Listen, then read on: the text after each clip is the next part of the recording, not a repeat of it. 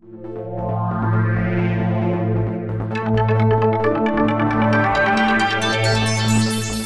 Leena, if I'm an entrepreneur, what shall I do to get on the front page of TechCrunch? Should I bring you coffee in the morning, flowers, anything? Entrepreneurs have tried that, but I think that you really want to be thoughtful about your pitch. We get hundreds of emails a day to our tips account. We have a tips account that every writer at TechCrunch looks at on a routine basis daily. And we sift through that. We get tips about acquisitions. We get, of course, pitches from startups. But we are reading that. And I think you want to be thoughtful about how you write your pitch and talk about how you're different from, whatever else is out there. Don't be the Instagram for dog pictures.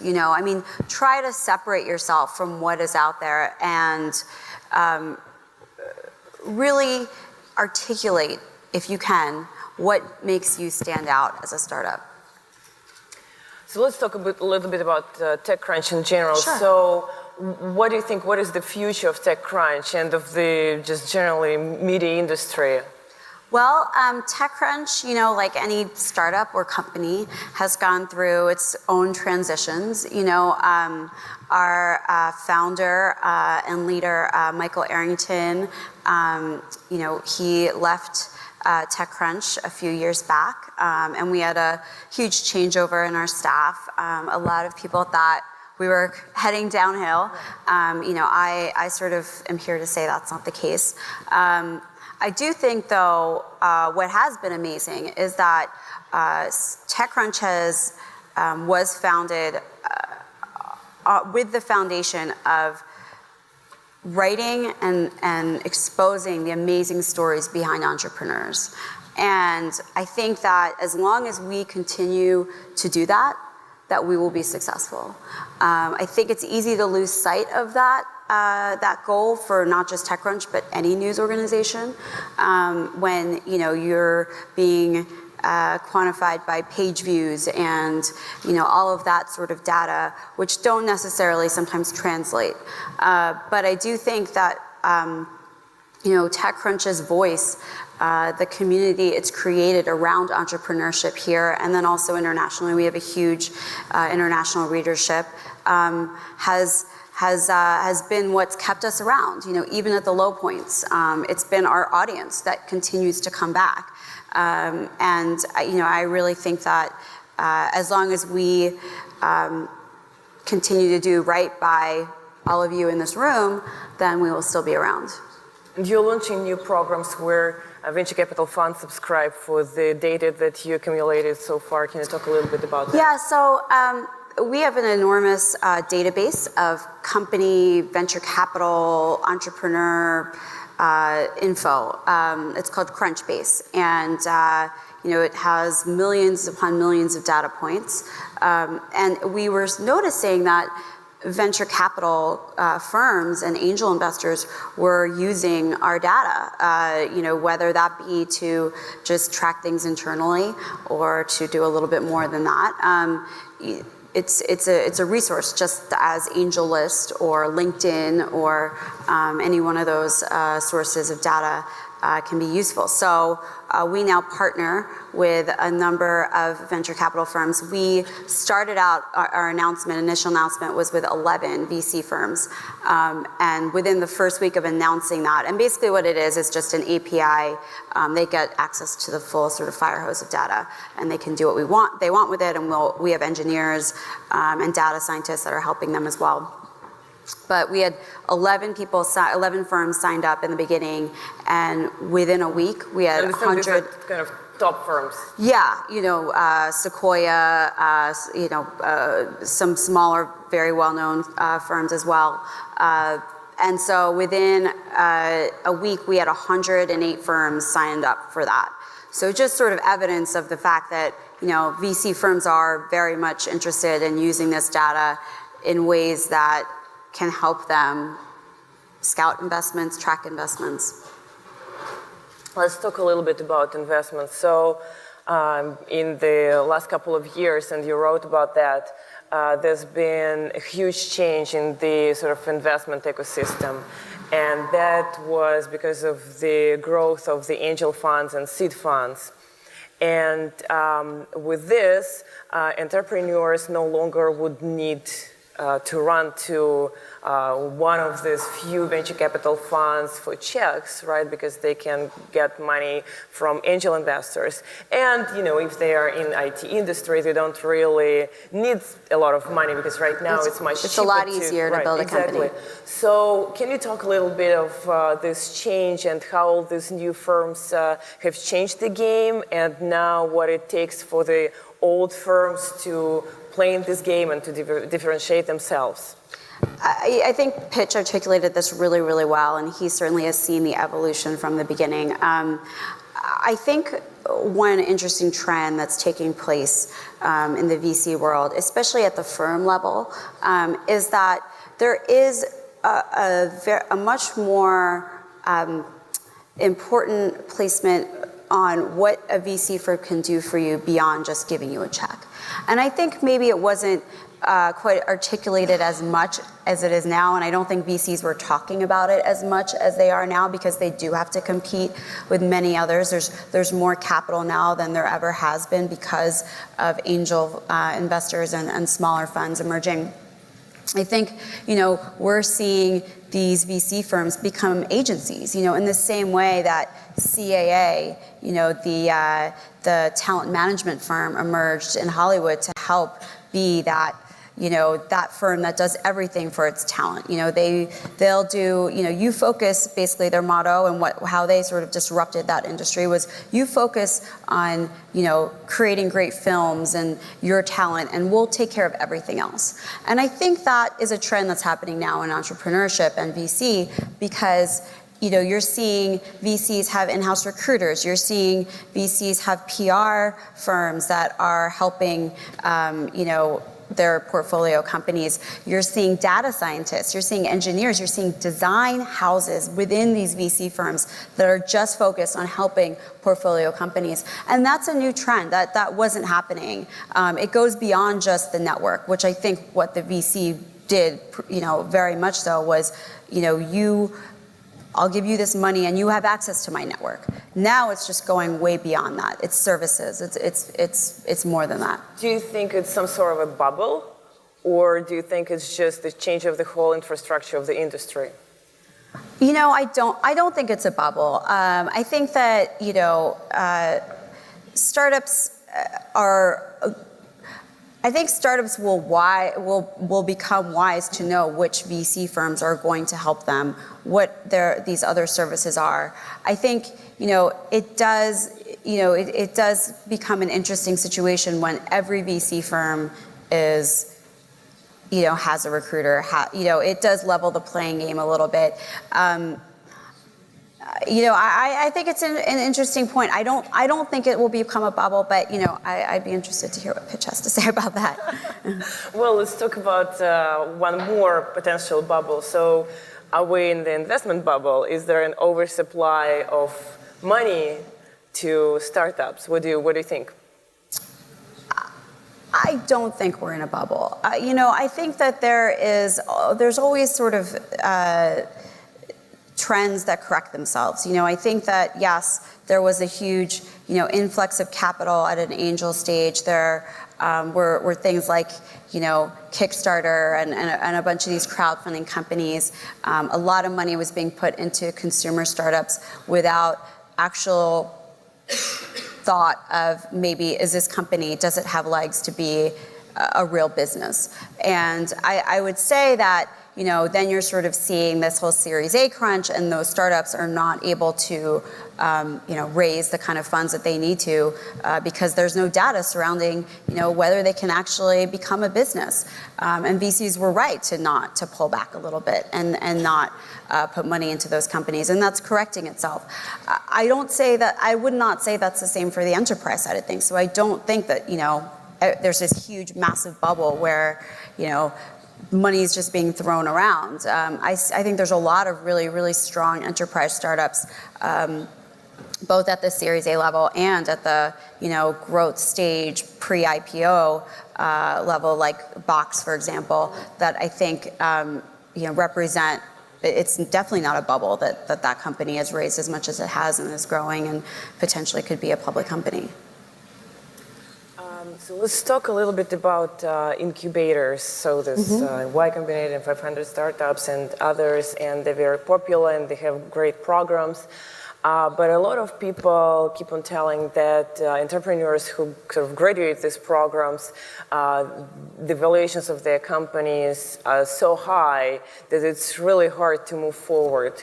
So what do you think about this? How would you comment on, is this true or not, and what can be done around it? Yeah, I mean, we've heard a lot about how valuations are at their highest points, whether, with Y Combinator and many other startups. I don't think I think that you go into an accelerator or a Y Combinator like structure because you need certain things. You need the guidance, you need the network that company provides, you need that community around you. I don't think that you go into an accelerator if you don't need that. You build it on your own, and you can. And there's so many great companies. Well, a lot of companies do go just because they know that after they graduate, one, they would immediately raise funding, and two, their valuation will be much higher. So even those companies that are pretty good and they know that they can raise without going to the incubator, still the idea is, okay, we'll go and then we'll be worth twice as much as I think it's correcting itself. I think that was a trend. I don't think that's going to be continuing the case because I think investors are being more thoughtful now. I think that the valuations are going to correct themselves because you're already seeing the Series A crunch or we were seeing it in the past at least, where a lot of those companies were not being funded. Even Y Combinator has scaled down its class from, I think it's the highest number, was 80 something, maybe over last summer was the highest class, and they scaled it down to 50 or 60, I believe, the next one. And so I think it is correcting itself. You're seeing consolidation of accelerators. You're not seeing quite as much. You're seeing Techstars acquire certain accelerators. I think you're going to see consolidation there, and just because you go into an accelerator doesn't mean your valuation is going to be sky high or that someone's going to invest in you. Any questions from the audience just about the investment process and sort of the finances? You can pitch me too if you want. Happy to take those. Yes, sure. Yeah. I didn't understand what your firm does exactly. Oh, I'm a reporter. I work for TechCrunch, technology. Yes. That's my question. Okay. All right. Anyone else? Yeah. Sorry, I'm the guy over here. I just wanted to remind the audience, and we are on live stream, so this is a question that just came in through Twitter. If any of you have questions and you don't want to get the microphone, you don't want to identify yourself, you could tweet to hashtag SVOD13, and I'll read your question. So the question that came in is, what do you think about the current generation of entrepreneurs? They're getting younger and younger. Are they mature enough?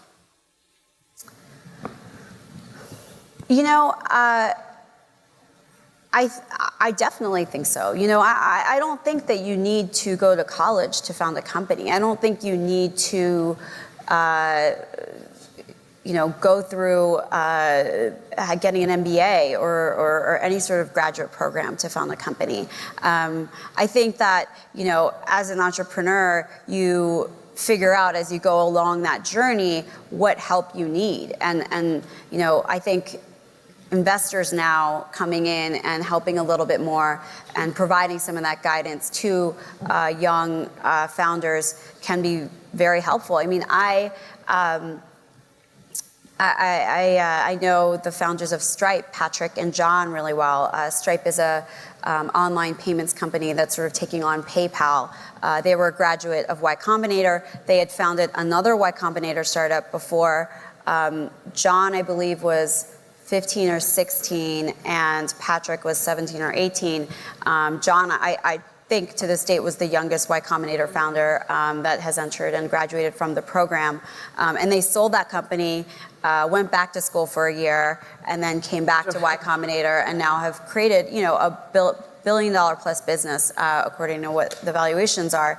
And so, I think that's a testament to the fact that you can be a young entrepreneur and create an iconic, great company. I think the one exception to that is that, I think in the enterprise world, entrepreneurs are measured a little bit more by some of the experience that they've had when it comes to founding past companies or being at some of the incumbents like, Oracle now and some of those VMware, and you're seeing great talent and companies actually come out of entrepreneurs from those companies. But then you look at someone like Drew Houston of Dropbox or Aaron Levy of Box, and both weren't at incumbents, but now have created multi-billion-dollar businesses in that enterprise world. So we were just talking about it before you came. Can entrepreneurship be taught? What's your opinion? I think that there are certain qualities of an entrepreneur that cannot be taught.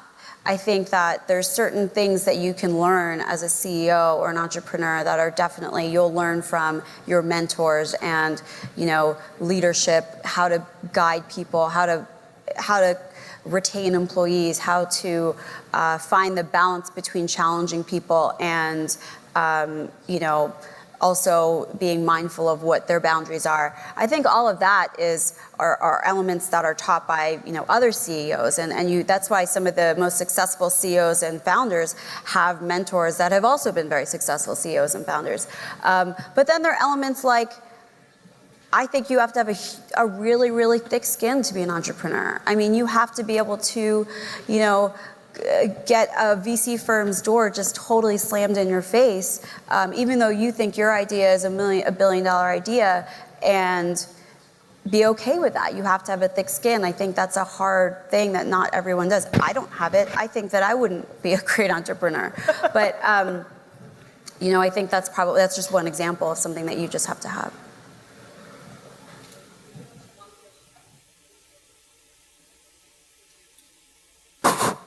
Hello, my name is Angelica. My question is, looking at the recent acquisition of Tumblr by Yahoo and not so recent acquisition by Instagram, and both for insane amount of money, and both companies did not have a sustainable business strategy, to my opinion.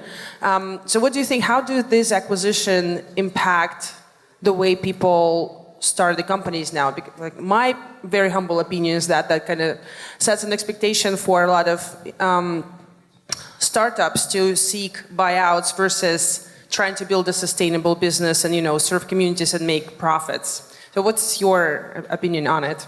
Well, I think as an entrepreneur, you definitely want to go after big market opportunities. I think with Instagram and Tumblr, what they both had, especially Instagram, was a growth trajectory. And I think, when you see such a fast-growing company like that, I mean, $1 billion was a lot of money to spend on Instagram. I think, that's an outlier. That's just not going to happen again. Tumblr's been around for much longer. It has, a set base of users. It's provides, I think for Yahoo, access to a different type of user, and they're trying to figure out what they look like now.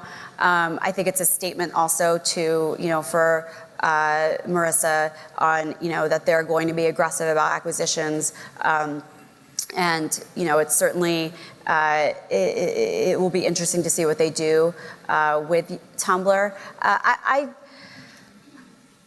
I hate that entrepreneurs would just go out for, let me build this so that Salesforce would acquire it or that Facebook would acquire it. And I realize that does happen. I do think the great companies are built not based on that. I have to believe that the great companies are built because entrepreneurs see a problem and they want to solve it. They want to go after a huge market opportunity. They want to change the world.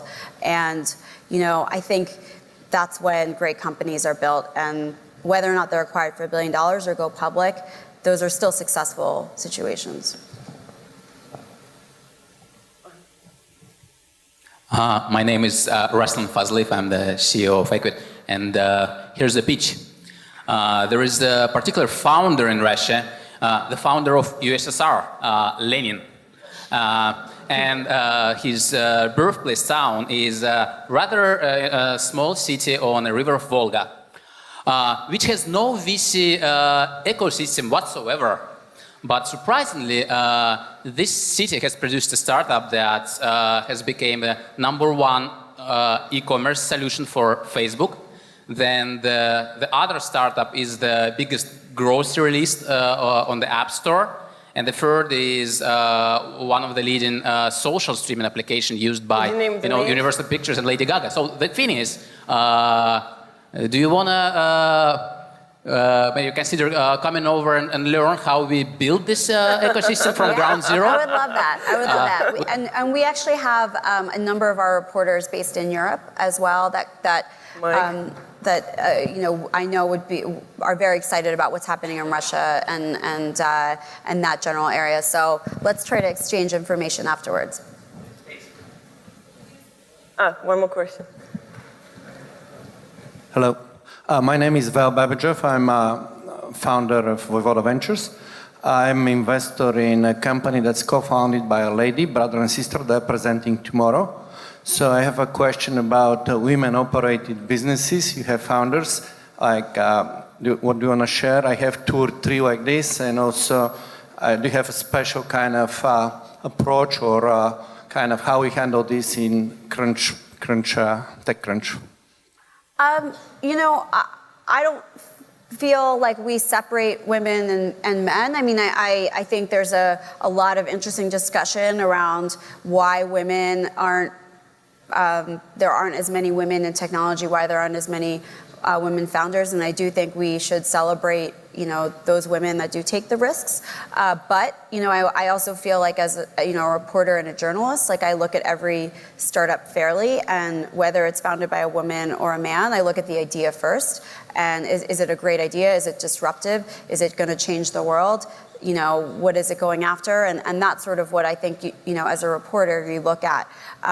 But I think there's definitely an interesting discussion around why we don't have as many women founders, why we don't have as many female engineers. And I hope that changes. I hope that having that discussion and having that even talked about on TechCrunch,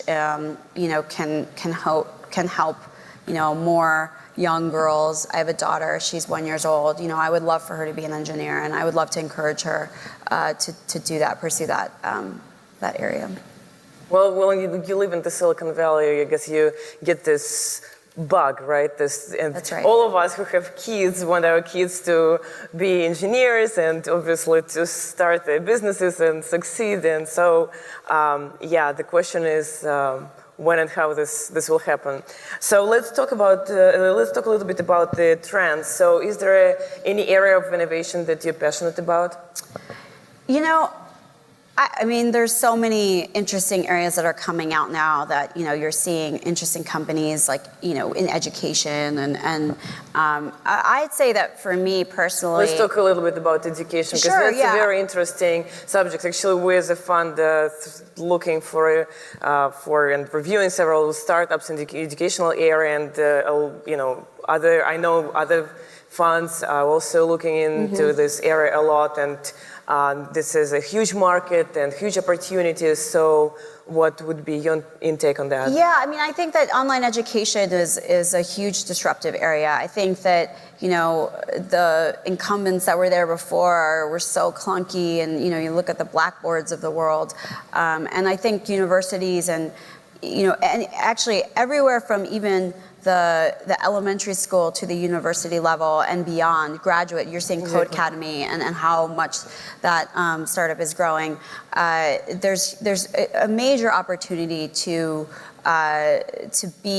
insert technology at every level of the educational process. I mean, from the iPad to, where things are content-based and interactivity, and over to, having a social network type of, there's a great company called Piazza who's doing that, and there's a number of others as well. that creates sort of an internal social network for students, to the intraweb that powers that powers interaction and curriculums at the college level. I think there's just really, really amazingly interesting companies there, and you're seeing investors respond. You're seeing more and more of those companies not only get investment at the angel and seed level, but then at the Series A, Series B, and I think there's probably a big acquisition market as well there. So we'll see what happens. It's still early, of course. Another area that I'm pretty excited about is health. I think there are a lot of really, really fascinating, just things that just blow your mind that you hear about when it comes to how engineers are building these companies using mobile phones to test blood, and to, help with diabetes and really, really change the world. And I think that, then there's also sort of some of the political factors, Obamacare and some of the money that's coming out from that will actually maybe create a stronger ecosystem around some of these health startups that are coming out. And I think, there's also this whole sort of wearable devices.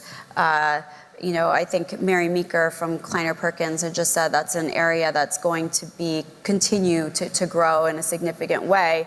And I think there's a huge amount of data when it comes to medical devices that can be made to be used in really, really interesting ways on your mobile phone, or basically using a watch to connect to your mobile phone, and I just think there's some great innovations that are going to be coming our way, and I love that some of the most talented engineers and scientists are really, really thinking of ways to do that. Curing cancer. I was talking to a startup recently that it has created a portal that diagnoses cancer. A doctor can put in all these different elements of data, and the application, I'm probably butchering the pitch right now, but the application will then diagnose. And you have to think, when you're in an era of technology where things like cancer could be cured, or it could save lives, it's truly an amazing opportunity. Yeah, I agree, definitely. What about e-commerce? Is it a boring subject? Well, I think that there were some models in e-commerce that people were very bullish on, and that we saw some growth, and I think we've realized that perhaps they're not, going to take on the Amazons of the world. I think, you saw flash sales. I don't know if that area is really going to be a fast-growing area anymore. You're definitely seeing some of those companies suffer in many ways. I think it's very difficult to compete with Amazon online. I think you're starting to see some interesting marketplaces come out, some more curation. I think, where Amazon hasn't been able to really enter when it comes to e-commerce is Pinterest, Wanelo, those sort of companies are seeing massive amounts of growth. Wanelo is more e-commerce focused than Pinterest, but Pinterest is also getting into e-commerce as well. And I think that's an interesting opportunity, that curation, the social aspect of shopping that Amazon has tried but just hasn't captured. I think there's an opportunity there, and I think one of those companies will win that opportunity. Social networking I think there's a social element to shopping on Wanelo, or even on Pinterest, seeing recommendations that and curation, I think, and personalization that Amazon can't grasp yet. I mean, they're the pioneers of personalization, but I think there's a younger audience of internet users that don't flock to Amazon first for curation and personalization. They flock to Facebook, or they want to see their social network and what they're pinning or buying. And I don't know if all of that is happening on Amazon right now, and it isn't. That's why those other sites are growing. What about apps? Too many apps? Too many apps. I think that there are a lot of apps. I think,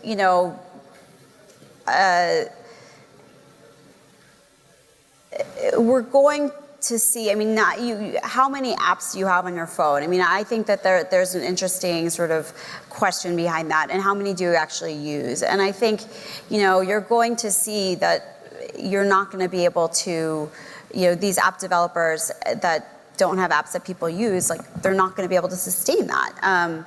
I think where there's an interesting opportunity, and Aaron Levy of Box just wrote a very interesting article on TechCrunch, if you want to read it, this past weekend, around the enterprise app economy. And we've seen this huge app economy emerge around consumer apps, you know, whether it be through the App Store or Google Play. And, you know, that hasn't yet happened for the enterprise app economy. And it's interesting who will be that platform for the enterprise app economy. You know, Salesforce has its own app exchange, but, you know, there's definitely more to that. And there's a potential opportunity there. I'm curious, you know, Aaron thinks there is. They're trying to do something in that space. I'm curious who else will enter that. So if we can go back a little bit, talk about venture capital. So in one of your pieces, you wrote about the rise of quantitative VCs and sort of VCs that are using data-driven analysis rather than just intuition if they think the company is worth investing or not. So can you elaborate a little bit about this new phenomenon? Yeah, I mean, I think that it's been happening over the past, 10 years as we've seen more data. You know, now we actually have access to, App Store rankings, to Google Play Store, to, Alexa and ComScore data, that sort of, those sort of data points. I think what's interesting is how VCs are using that to track talent, how VCs are using it to see signals and pattern recognition before they actually find the startup. I think, looking at, what entrepreneurs could potentially be starting a company based on when their last startup was acquired and when their lockup would expire and, who they should be tracking and developing relationships with. I think that's a really fascinating trend. I think very much VC is it is a people business very much. There is an element of a people business there, and it will continue to stay that way. I talked to a number of VCs, both on and off the record, for that piece, and every single one of them believes that data isn't going to replace, whether they find the next Instagram. It's not. It's not. It will help. It can certainly help them find patterns of what that company looks like. So there is still this human element. I think so. I think that, if you just base it on pattern recognition, you'll miss some of these great entrepreneurs that may come out of nowhere, and that happens a lot. But there is also an element of pattern recognition too, and I think that both can have a place in the VC world. You're seeing most VC firms now, at least the big ones on Sand Hill Road, have a data scientist. I mean, that's a new thing. Data scientists were not, employed before, and it's not just about supporting their portfolio companies. It's about identifying what the opportunities are. It's about taking all this data and doing interesting things around that, modeling it, seeing. I had one VC firm who said, we're running models on which VC firms, when we partner, produce the best outcomes, and that's at a very basic level. I think that's an interesting sort of differentiation. Any questions? Mm-hmm. Really quick, I just wanted to comment, Twitter activity. Lev Walkin said, Lenin, the great founder of the USSR, just got pitched to TechCrunch. So now I'm going to give the microphone to a speaker, an investor, and a sponsor. So we're all going to listen very carefully. Okay, thank you. Dmitry Chikhachev, Runa Capital. There is a clear trend over the last few years that technological entrepreneurship became kind of a fashion. There is a whole bunch of young people who think this is kind of lifestyle, doing technology startups. And you as a media, you actively contribute to this trend. Do you think this is actually good? And why don't we write more about the flip side and about hardships of being entrepreneurs? Yeah, it's interesting. My husband is in the process of founding a company right now, and I don't think, I've been working at TechCrunch and covering startups for almost 5 years now. So I definitely talked to so many entrepreneurs and feel like I knew the hardships that entrepreneurs face. But I realized in the past 6 months, since I've been sort of witnessing what he's gone through, whether it be pitching to investors, creating an idea from scratch, all of that, I had no idea how hard it was. And anyone who thinks that it's easy, I don't know who they are. I would love to meet them. I think that it's really good for technology for there to be people that, someone like my daughter would relate to and look up to and say, look at Marissa Mayer and look at what she's accomplished, or look at, Mark Zuckerberg, and I want to be that person. And I think that more entrepreneurs is always a good thing. More people who want to, use technology to make the world a better place and actually will take the time to study, computer science or marketing or, business development. I think that's a really good thing. But I do think that there is a problem in anyone who thinks that, they can just, it's a get rich quick type of scheme, because it's definitely not. Facebook, these are, a lot of those companies are outliers. It doesn't happen, at all very often. The statistics show that. So yeah, we see all those who succeeded. We don't see the flip side of all those who actually failed. Yeah, absolutely. And there's many that have failed. And we've done a couple of posts on TechCrunch of entrepreneurs who failed, or what I learned from my failures. But you're right. There should be sort of a support group of some sort. Maybe there is, for entrepreneurs who don't do it. And I think what's amazing about entrepreneurs who fail is that so many of them get up, dust themselves off, and try to start a new company. And I just love that about Silicon Valley and technology. And, I love the stories of, some of the entrepreneurs who didn't get it on their first try, but went back, a second and third time and then did. Oh, look at Max Levchin. He did it on his, fifth time? And he's done many, right? But, I think it's very admirable. And it's a very, very tough journey. But I hope that, my hope is, as people like Mark Zuckerberg are glorified, my hope is that, if you really want, when you do go and work at a Google, or you do get a job, to go work at a Facebook, you'll realize pretty quickly, like, this is a work, we play, but we like to work hard too. No one can say that, in Silicon Valley, like, we don't work hard. Like, engineers are up all night. The culture is not let's just take a nap in the afternoon, or if they do, then they're working the entire rest of the evening. So, yeah. So there are a lot of entrepreneurs here, as you probably noticed, that are not from the Silicon Valley. So what advice can you give to them? Do you have to be present in the Valley, or can you do your company and still succeed if you live someplace else outside of the Valley? I definitely think that you can be successful outside of the Valley. I think there are challenges, just as there are challenges here to separate yourself from the legions of entrepreneurs and startups that there are out here.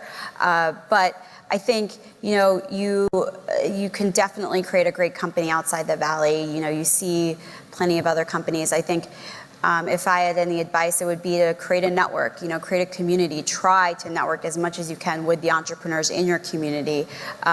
If you can, take a trip out to the Valley and try to meet as many people as you can here, that's great too. I think you sort of have to create your own community of investors, of mentors, of supporters, of people who will be the person that you call when you're having trouble developing your startup. It doesn't, if they're close by, that's great. If they're out here, that's even better.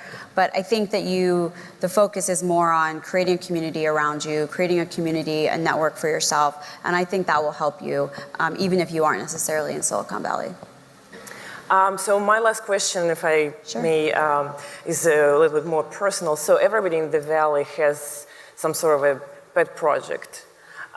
It's just a culture, right? You work a lot, but you still doing something for the community. So what is your pet project? Is there any? Well, for the past year, my pet project has been my daughter. So I've been I've been focusing on trying to raise her and survive as a working mom. You know, I think that, gosh, I feel like I put so much of I bucket my time into these different spaces, you know, family, TechCrunch, personal. I think I always, instead of maybe a pet project, because I will admit I don't really have one at the moment. I would say that I feel pretty passionate, like I love to shop. It's just something that I have you know, much to my husband's dismay, you know, I like to buy clothes and jewelry and handbags and all that fun stuff. Nothing wrong. Yeah, and I always sort of had you know, if I ever didn't write for TechCrunch or if I ever wasn't a reporter, I would, you know, maybe start something in the fashion world. So I don't know, check back with me in 5 years and let's see if I have an update on that. Well, Leena, thank you so much. Thank it was you. a very interesting talk. Thank you.